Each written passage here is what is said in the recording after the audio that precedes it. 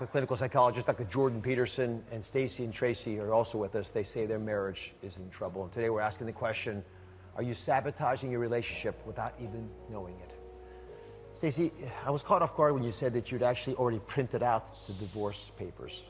Why haven't you signed them? Because there's always that hope. There's always the glimmer of hope that we can change.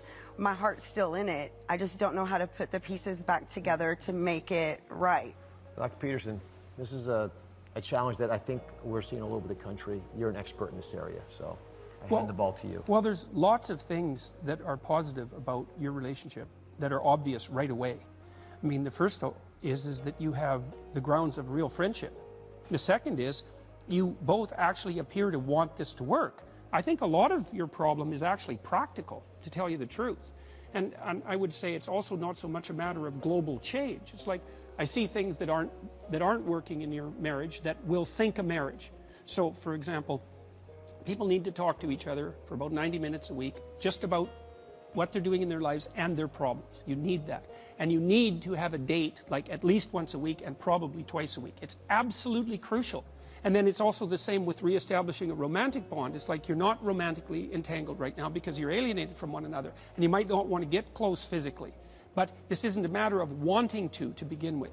It's a matter of having to in order to rekindle what's going on in your relationship.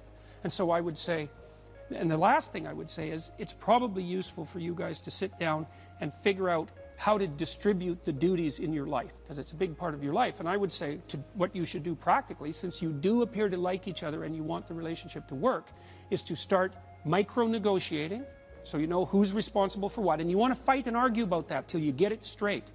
I've heard you say that don't agree to things you don't agree to. Yeah. Well, that's a great negotiating issue. Is that something you think is happening? Do you feel like that, either of you? Mm-hmm. Oh, yeah. Okay, so here's a hint about that.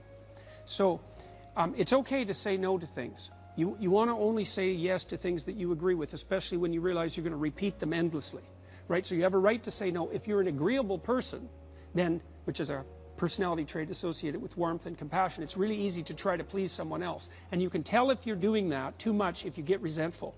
You know how terrible that is. And so even though it's a battle to do that negotiation, it's way better than ending up in the situation that you're in. What about really small things? Well, that's another thing, you know. People think, well, we shouldn't fight. It's like, no, you should fight a lot, but you should make up. So you fight because there's problems, like who should do what? That's a big problem. How are we going to handle our finances? That's a big problem. How are we going to handle our mutual careers and the trouble of having children? Of course you're going to argue about that because you don't see things the same way. You think, well, but what you want to do is you want to argue towards peace.